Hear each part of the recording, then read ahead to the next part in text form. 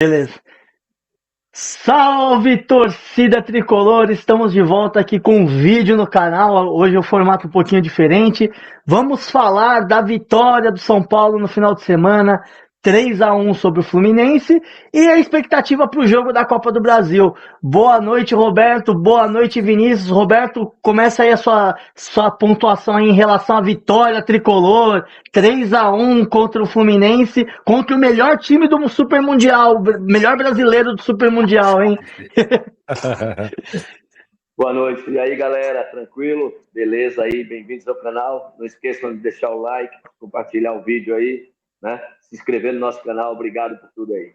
Bom, o São Paulo tem melhorado bastante, né? Não só no jogo contra o Fluminense, mas há uma evolução nítida de futebol, de desempenho, o que é mais importante, além dos resultados, né? E os resultados dão uma calmaria, né, para o trabalho. Então, eu acho que o Crespo, ele conseguiu ajustar o time, ele conseguiu dar um padrão, rápido demais, inclusive, né, nos surpreendendo.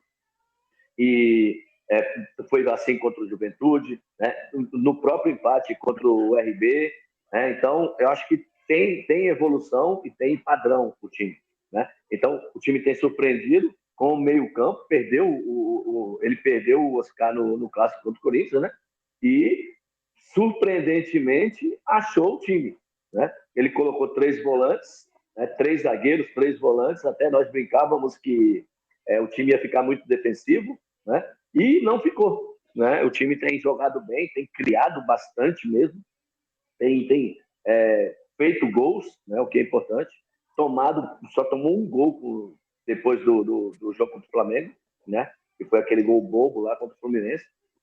Partidaça, inclusive. O time começou marasmo, começou errando muito passe, né, nos primeiros minutos, mas depois se achou em campo, né? E o Marcos Antônio jogando o fim da bola, né?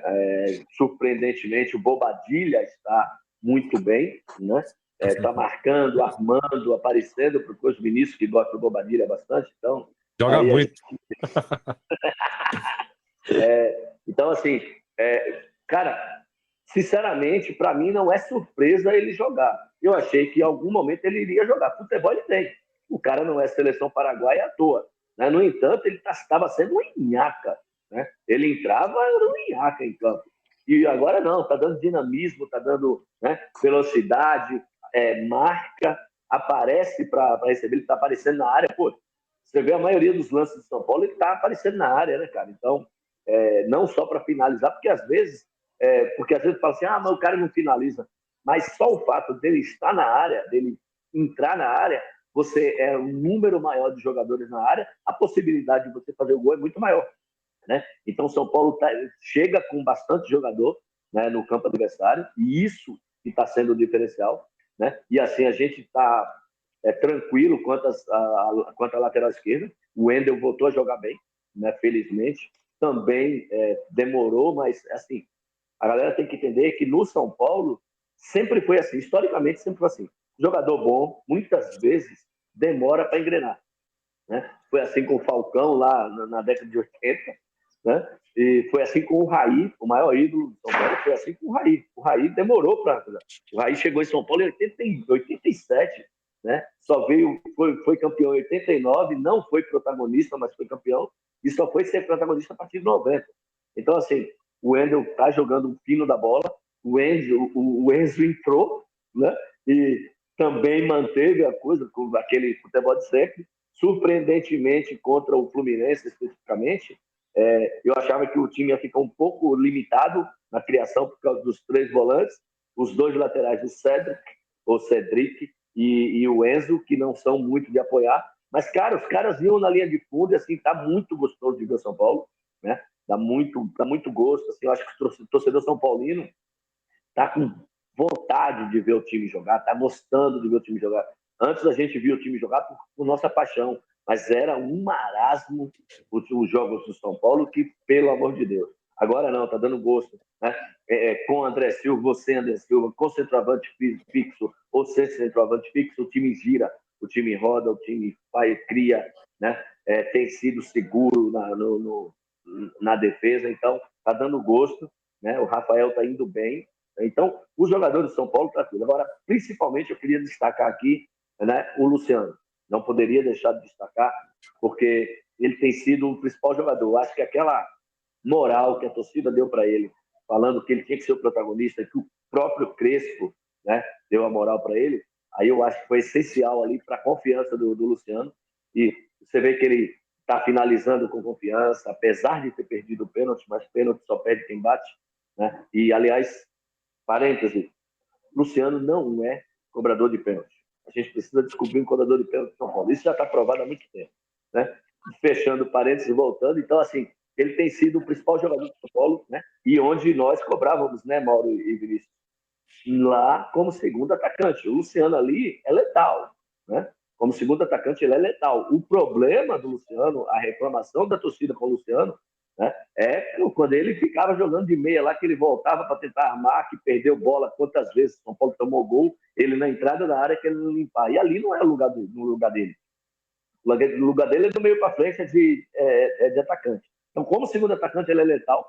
Até o André Silva, surpreendentemente, está conseguindo segurar a bola. Né? A gente até chamou ele de muro, lembra? Que a bola batia nele e coisa. Mas aí tem um lado. Hoje, quando ele recebe, já tem 2, 3 caras próximos para receber a bola. E antes não. Como eram bolas longas, aí o que acontecia? Ele recebia e aí dava a impressão que ele não conseguia segurar. Né? Mas é que era muito tempo que ele tinha que segurar a bola até os outros chegarem. Agora, com essa aproximação do meio campo, surpreendentemente, porque são só 3, na verdade são 5 com os 2 laterais, né? Então isso dá um dinamismo maior, mas quanto a isso a gente jogava, entre aspas, com 5 também, com o Zubeldia, e não tinha esse dinamismo. Então, assim, dá muito gosto de ver. Eu acho que o São Paulo, com essas 3 vitórias aí, sossegou na tabela. Aí é só ganhar mais 2 jogos aí, velho, e a gente tá muito feliz. Eu acho que o torcedor São Paulino tá muito feliz. É um amigo do canal aí que nos acompanha. Ele sabe da nossa cobrança aqui, sabe da nossa opinião. E assim, a gente elogia quando tem que elogiar e critica quando tem que criticar, né? Então, já coisando aqui, a expectativa para quinta-feira é muito boa. Né? O time vem numa confiança, e o time confiante, com o time que São Paulo tem confiante, segura, e a gente vem para mais aí. Com certeza, com certeza.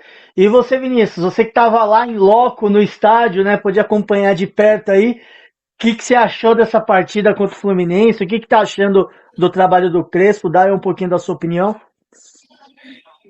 Boa noite aí, pessoal. Boa noite, família.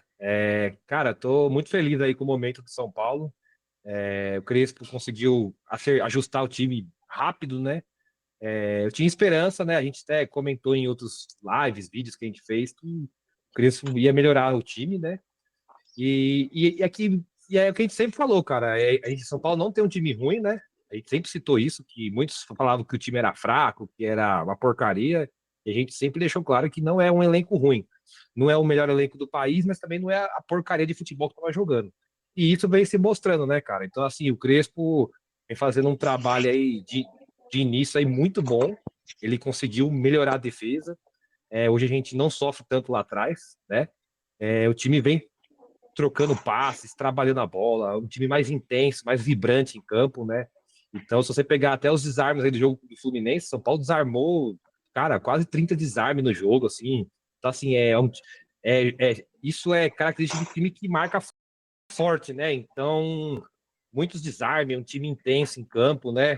Desarmando, lutando. Cara, é outro estilo de jogo, assim, outro nível.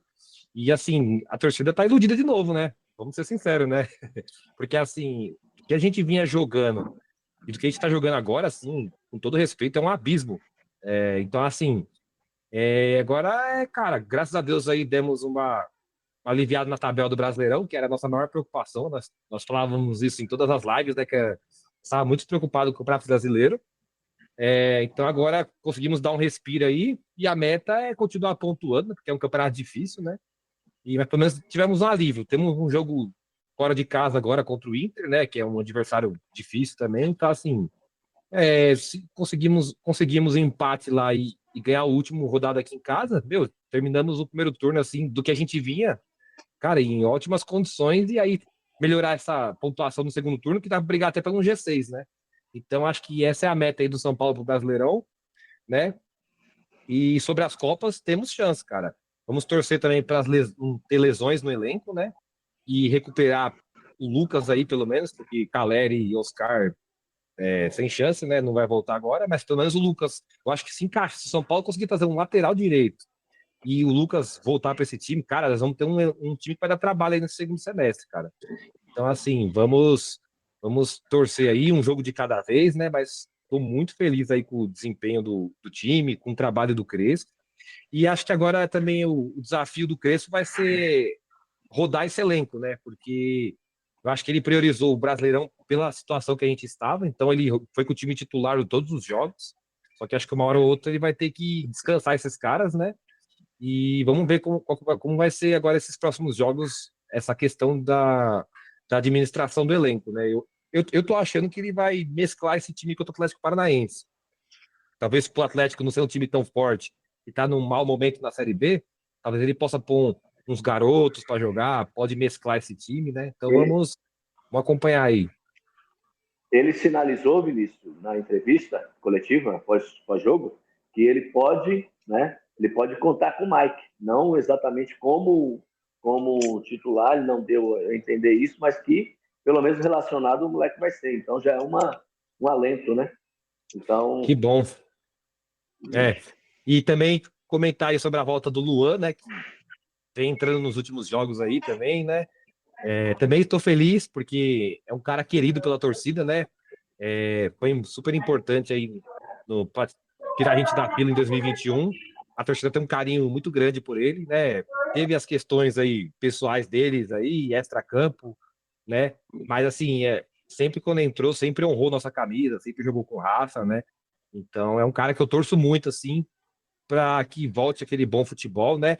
E vai ser importante, porque é uma posição que o São Paulo não tem no elenco, que é primeiro volante, só temos o Pablo Maia, Luiz Gustavo também não podemos contar, porque não sabemos quando ele vai voltar a jogar, né? Então é um cara que vai ser importante aí para questão de elenco, né? Então é isso, galera. Tô muito feliz aí com o desempenho e vamos agora jogo a jogo, né? E só para comentar com a galera também aí, para quem não foi ainda com esse novo formato aí de biometria facial, né? Que agora é a entrada do estádio, né? Foi bem tranquilo, né? Fazia um tempo que eu não ia no jogo de São Paulo, né? E aí, quando eu fui comprar o ingresso no final de semana, no sábado, aí pediu para cadastrar a biometria. Então, assim, eu achei que era um processo mais burocrático, mas ficou bem melhor, galera, para acessar o Morumbi, né? Basicamente, você precisa ir no site lá do São Paulo Ticket, se eu não me engano. Você faz o seu cadastro da biometria lá, vai pedir alguns dados, pede sua facial. Pelo celular é melhor para fazer, né? E aí você cadastra e na hora que você vai comprar o ingresso, ele pede seu CPF e aí ele valida seu CPF, constando que você já tem uma biometria cadastrada. Você compra o ingresso com seu cartão de crédito, de débito, Pix, enfim, a melhor forma que você achar. E pronto. E aí você, na catraca lá do Morumbis, você já entra direto com a sua facial. Só passa a sua facial, ele já valida, ele valida o site e já vê que você tem o cadastro, tem a facial cadastrada e já tem o ingresso para aquele jogo. E você entra direto. Então, assim, ficou bem bacana, porque você não precisa ficar levando cartão, levando coisas do tipo para poder acessar. Então, assim, vale a nota aí para quem não foi nesse novo formato ainda, né? Quem queria saber ou tem curiosidade, então achei bem legal também. Bom, Desculpa não, aí. imagina. Não, bacana, informação importante aí, porque, né, como é novo aí, para quem quer acessar, a percepção que estava tendo era de que tinha burocratizado mais, né? Piorado o acesso. Porque assim, já não é um acesso tranquilo, geralmente em jogos com muito público, a gente sofre para poder conseguir entrar lá no Morumbi, com fila, então tendo essa facilidade aí ajuda, né, a melhorar até mais o público aí daqui para frente. E aí desmistificando isso, mostrando que é uma coisa mais simples, também não assusta os torcedores e eles, né, permanecem aí indo pro estádio. Cara, com relação ao jogo, queria falar um pouquinho, né, eu sou um pouco suspeito para falar. Eu, nas nossas lives, quando a gente falou sobre a contratação do Crespo, eu falei que eu achava que ele ia ajustar, em pouco tempo ele ajustaria esse time de São Paulo. E é por conta disso.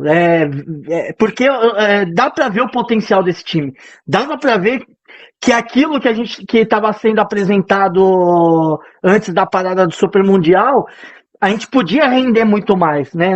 Aquilo não era o limite, não era o teto, não era leite de pedra, aquilo ali no que a gente estava vendo, porque o time tinha capacidade. É o que eu falo hoje. Esse time, esse elenco, para mim é melhor que o de 2021. Né? Você tem melhores opções e você tem craques que ainda não estão à disposição, mas você tem alguns craques. Tem o Oscar, tem o Lucas. E em 2021 a gente conseguiu jogar um futebol bonito. Por que com esse time a gente não conseguiria? Em 2023 a gente conseguiu também apresentar um bom futebol, principalmente nas Copas. Por que essa dificuldade toda?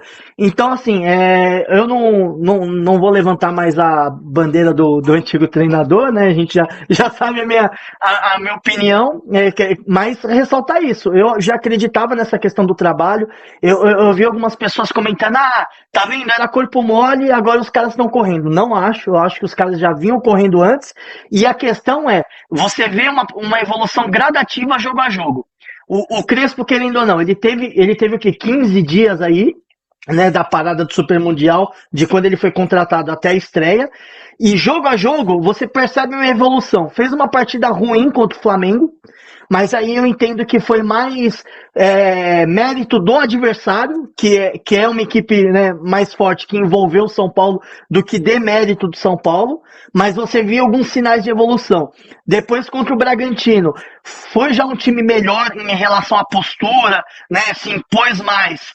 Em contrapartida, cedeu um pouco mais de espaços, né, acabou cedendo mais espaço contra o Bragantino, e aí contra o Corinthians foi a hora que começou a evoluir. O time começou a controlar melhor o jogo e não ceder tantas oportunidades, mas mesmo assim ainda cedeu. O Corinthians o Romero teve uma chance de marcar, depois no finalzinho do jogo teve aquela cabeçada do Ranieri.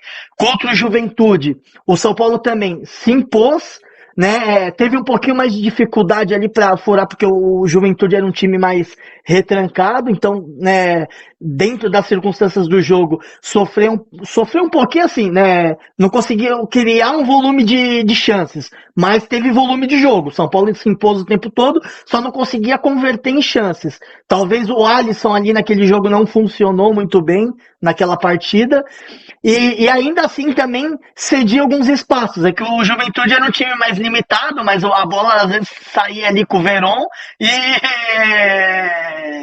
então a gente via essa evolução gradativa. Contra o Fluminense eu acho que foi a melhor partida, porque foi uma partida muito consistente. O São Paulo dominou as ações, o Fluminense não conseguiu criar nada, o gol veio de um acaso, foi uma falha até individual do Alan Franco, que a bola vem, ele em vez de deixar passar para sair, ele tira para o meio da área, a bola sobe no pé do Samuel Xavier, e assim, ele acertou o chute, mas é aquele negócio, o Samuel Xavier ali, ele vai acertar o chute no cantinho, um a cada 100, né? Em outras oportunidades ele vai chutar, a bola vai por cima do gol, vai para fora, mas no jogo de domingo foi a chance que ele acertou, foi o chute que ele acertou e aí acabou saindo o gol, mas mesmo assim o time mostrou muita maturidade emocional ali para manter focado, e aí logo na sequência depois já fez o gol que matou,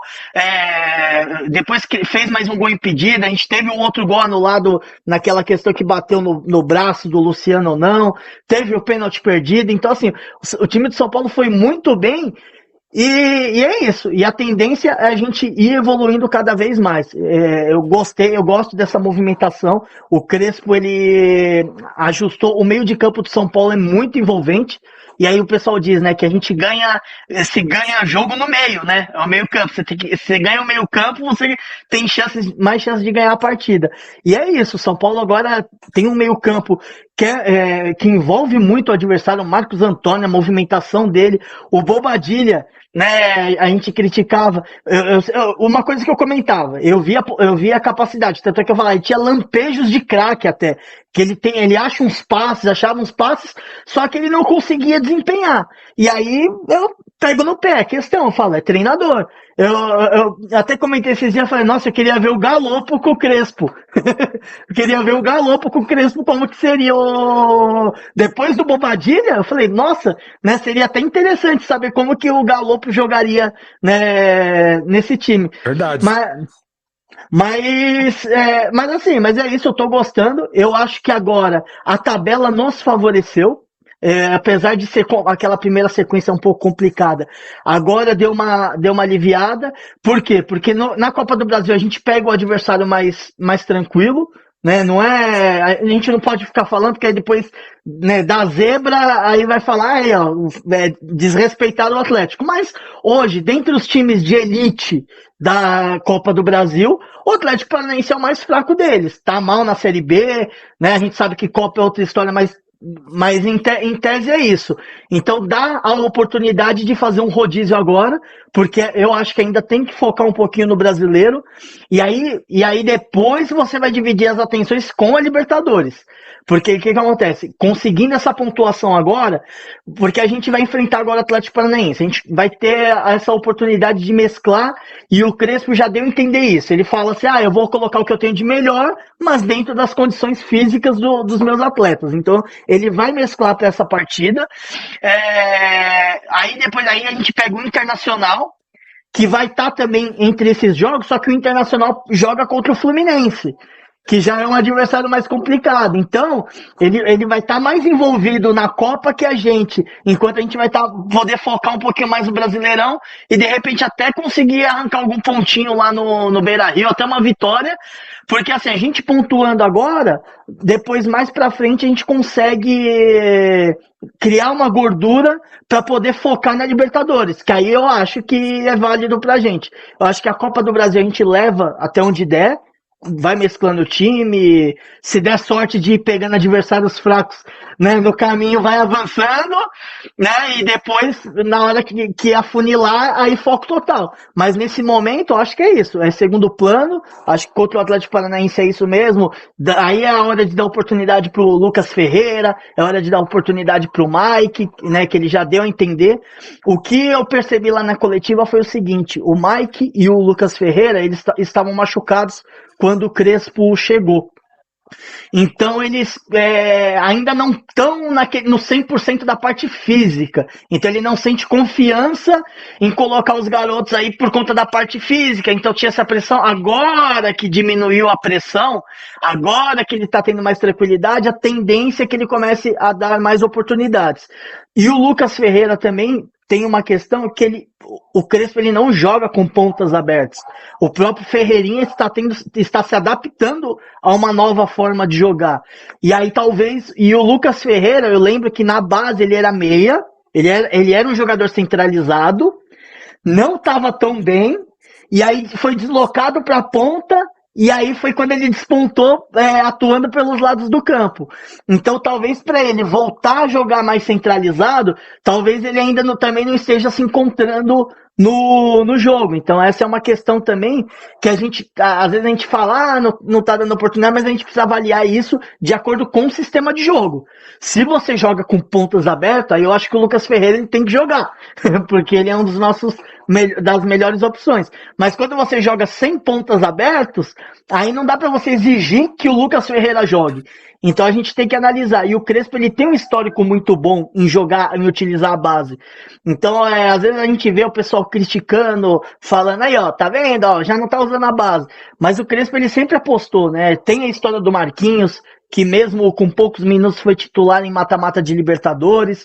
Então, assim, é isso, dar tempo ao tempo. Eu tô muito confiante, desde o início, desde que veio a contratação dele, eu achei que ele poderia desempenhar. O Crespo hoje, para mim, ele é um técnico muito mais maduro que aquele técnico que veio para o São Paulo em 2021, que só tinha tido um trabalho no Defensa e Justiça. Hoje ele é um técnico, ele amadureceu bastante, ele aprendeu bastante, até na passagem mesmo aqui de São Paulo, ele já conhece o clube, E ele vem de bons trabalhos. É uma coisa que eu bato na tecla. Às vezes, é que a gente não acompanha, e aí às vezes a gente não. Né, a gente pega onde que o Crespo treinou. A gente tem que lembrar, o Crespo estava no Al Ain, foi campeão continental, batendo no time do Cristiano Ronaldo e do Jorge Jesus. Que eram potências lá da Arábia. Então ele enfrentou times muito mais fortes que o dele e conseguiu ser campeão, ter relevância. Então o Crespo, sabe, ele tem o potencial. Não falo ainda, não dá para falar que ele é um dos melhores técnicos hoje aqui no futebol brasileiro. É muito cedo, mas eu vejo ele com potencial aí para ser um dos principais treinadores aqui da América do Sul, vamos colocar assim, porque se você é do Brasil, você acaba sendo da América do Sul pela potência que é o futebol brasileiro. Então ele tem potencial para ser um dos principais treinadores, e ele tem demonstrado essa capacidade. Ele pega um pouquinho, acho que às vezes nas alterações, eu acho que às vezes ele falta uma leitura de jogo ali, eu não concordo às vezes com algumas alterações. Mas é isso. E queria dar um destaque, o Rodriguinho, com o Crespo. Aí eu vou ser justo. Com o próprio Zubeldia, o Rodriguinho vinha entrando bem. Na reta final ali do Zubeldia, as partidas que o Zubeldia colocava ele, o Rodriguinho estava começando a entrar bem.